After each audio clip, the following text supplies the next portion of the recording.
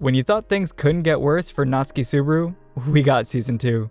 This guy has watched everyone die repeatedly, seen the love of his life turn into a hollow stone of what she once was, and was literally eaten alive twice.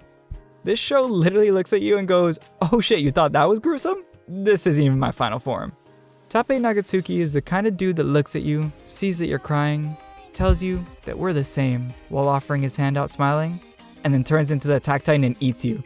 While not only being the highlight of the beginning of 2021, ReZero Season 2 is chock full of secrets, Easter eggs, and overall things you missed from the gruesome, beautiful story. That's why we're here to bring you the top 10 things you might have missed from ReZero Season 2.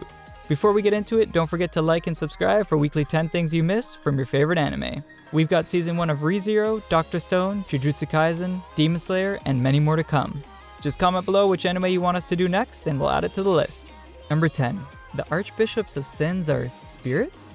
According to writer Tappei Nagatsuki, the Sin Archbishops were created to be the biggest and most irredeemable scums of the ReZero universe. But as much as we want to rip on Regulus' scumbag face, it's important to really focus on the created part of that aspect. There were clues and hints throughout the second season about the mysterious nature of the Sin Archbishops, but the first major hint of the history of them came from the first time we saw Fortuna and Juice together. There was some subtle flirting or pretty much a full-on porno when it comes to the anime world between the two, and Juice casually mentioned just how much older he is than her, which made us question whether he's a human. We finally got the confirmation that in fact, Juice was a spirit. This was revealed when he was confronted by the Archbishop of Greed, Regulus, in Season 2, Episode 18. Juice was confused about the reason behind Regulus showing up in the forest, since according to Juice, he was assured that he would be the only one involved with the forest. But he was met with an insult from Regulus stating that he just made up that rule and assured himself, and most notably that Juice was pretty cocky for a worthless spirit. As we have seen Regulus in the current timeline, he was practically in the same condition, which further raises the question of every single archbishop being a spirit? And even more so, why are there so many spirits involved in the witches cult? Could Puck and Beatrice have more ties to the witches cult than what we've already been told? And what is Subaru's role as he and Betty's connection have been forged for the next season? Number 9. Amelia's tears were for a completely different reason? When the witches cult attacked the village in episode 23, it was Amelia who came to save everyone with Puck on her side. She was successful in her attempt, but that was the first time we actually saw Amelia crossing the line and being forced to kill someone when there was no other way. After the battle, Amelia shed a tear, and the general consensus of everyone in the fandom was that it was due to the villagers looking at her in a new way. Finally, she wasn't just someone to be feared, but what if there was a hidden meaning behind those tears? In episode 42, we saw that Betelgeuse and the other members of the witches cult were always around Amelia's village for reasons we're all curious to know. What if Amelia had ended up killing someone from her childhood, but was unaware because her memories were sealed and slowly the suppressed pain was seeping out unknowingly? Number 8. Amelia just might be Minerva's daughter. Ever since Satella was first mentioned, there have been fan theories speculating how Amelia could be related to the Witch of Envy, with some confidently stating that she is without a doubt Satella. But after watching this season, we can pretty much debunk that theory. It's always been known that Amelia is half human and half elf, and in order for Satella to be her mother, her father must be human. Unfortunately for all the fans of this theory, we learned that Amelia got her elf traits from her father's side, as Mother Fortuna, the sister of her father, is an elf. This proves that Amelia's mother was definitely a human, and given that everything we know is the truth, which is definitely a far stretch given the insanity that is the show, we don't believe that Amelia is Satella's daughter. Which brings us to a whole other theory.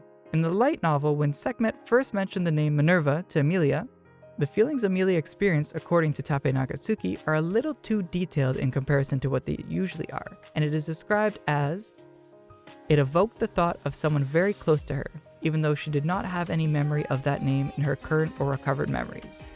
What further strengthens this theory is that Pandora called Amelia the witch's daughter during their brief confrontation. We have seen Minerva act really nervously while with Amelia at the end of her third trial, and it's clear that she is either Amelia's mother herself or knows her mother all too well.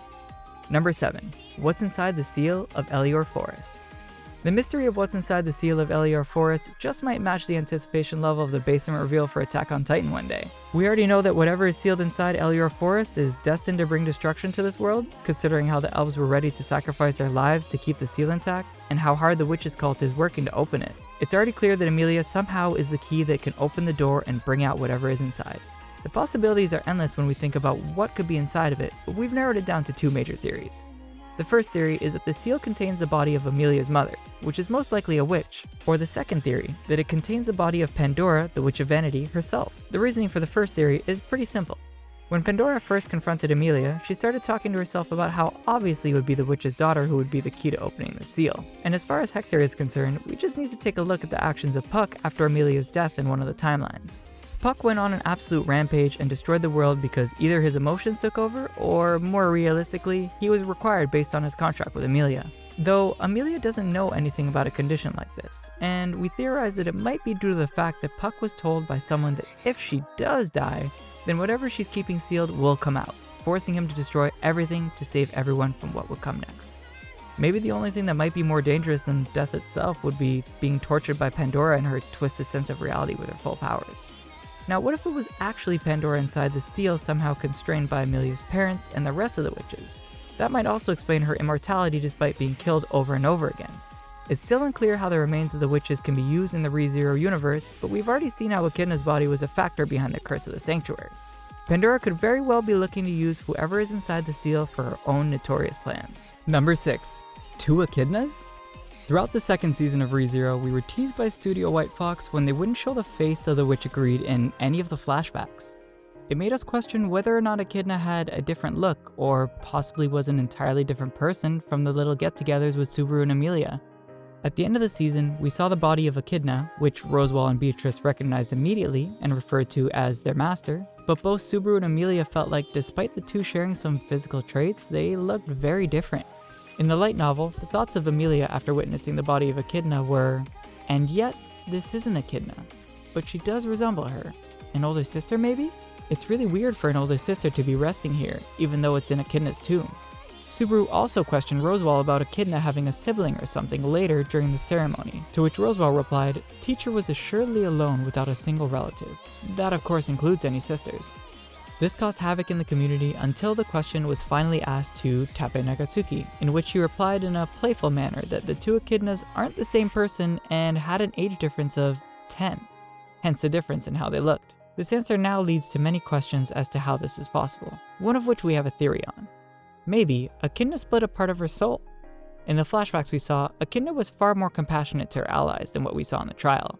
This could be because she's just a fragment of the Witch of Greed and has lost the ability to have a range of feelings, simply holding on to the irresistible urge to gather the most knowledge in the world. Number 5. Why did Echidna cry?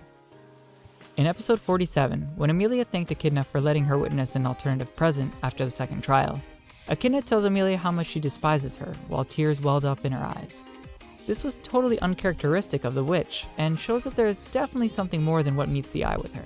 An important thing to note here is that in an interview, Tappei Nagatsuki mentioned Echidna's parents as trash, which could explain why she reacted this way. Maybe she just wanted the loving family that Amelia saw in the trial for herself, and that's why she can't stand her. But then again, Juice pretty much turned into a monster and Fortuna had a gruesome death, so how messed up must have Echidna's parents been? Number 4. The Witch of Lust scene omitted by White Fox intentionally? We hold strong to the fact that ReZero Season 2 was a masterpiece in 2021. But the thing that really bothered us was the exclusion of a crucial scene in the 13th episode of the season.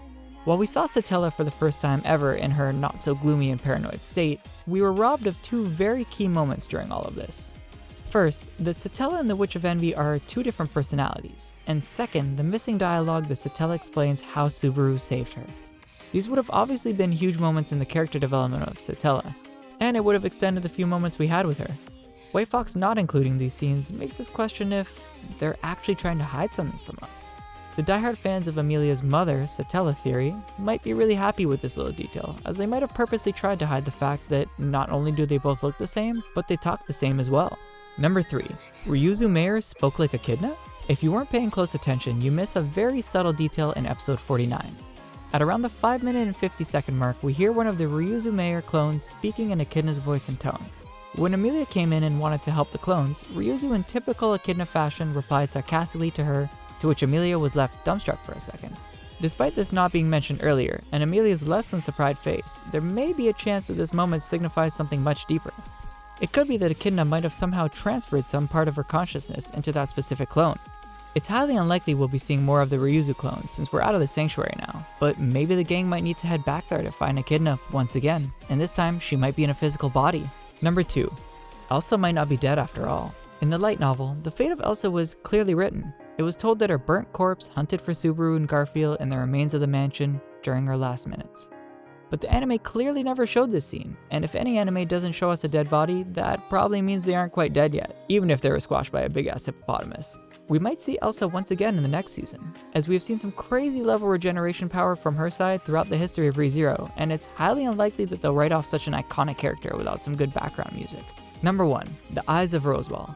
Roswaal is one weird fellow and could have just imitated Hector's demeanor to mourn the crushing defeat he endured at his hands with his clown-like getup and face paint, but what he couldn't have really changed was the color of his eyes. We've already seen in the past that Roswaal had blue eyes, while Hector had this brownish shade. This is an interesting fact, and you can go ahead and try this one for yourself, but if you mix dark brown and a cerulean blue, the color turns out a beautiful greenish shade.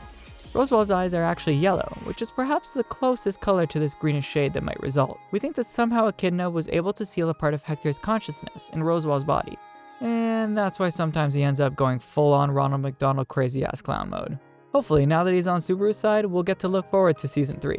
Until then, we hope you enjoyed this video. We post weekly anime content on Wednesday or Thursday, so don't forget to like, comment, and subscribe if you enjoyed the video.